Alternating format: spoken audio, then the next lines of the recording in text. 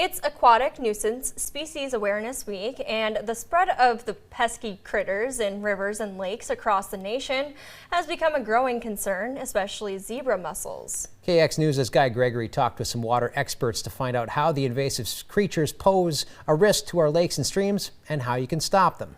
They will build on top of one another, so they will layer just like barnacles will and eventually completely clog a pipeline. Dwayne Poole is talking about zebra mussels.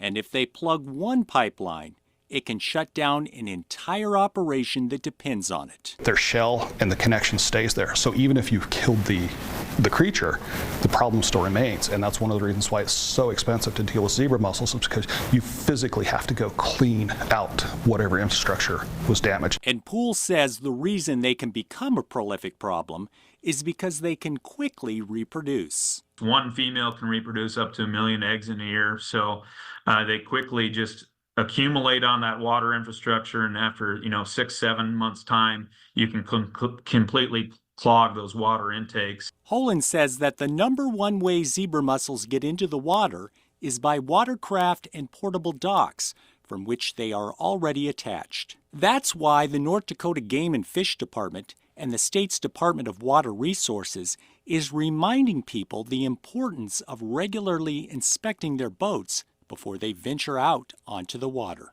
Anytime you're looking at your boat after recreating on the water body and you notice an attached shelled organism and it's hard to pull off, it could be a zebra mussel, and you really want to make sure you get that boat clean. Holland advises people to thoroughly drain, clean, then allow their watercraft to completely dry off each time between their trips out on the lake or river. In doing so, they may be able to help stop the spread of zebra mussels, which can not only clog pipes, but endanger recreational fisheries and the overall ecological system. Aquatic nuisance species, their impacts to North Dakota affect every North Dakotan out there from a water infrastructure standpoint and an ecological standpoint. So it's our responsibility here to, preserve our water resources. And I just hope people are good stewards out there while they enjoy boating this summer. Reporting for KX News, I'm Guy Gregory.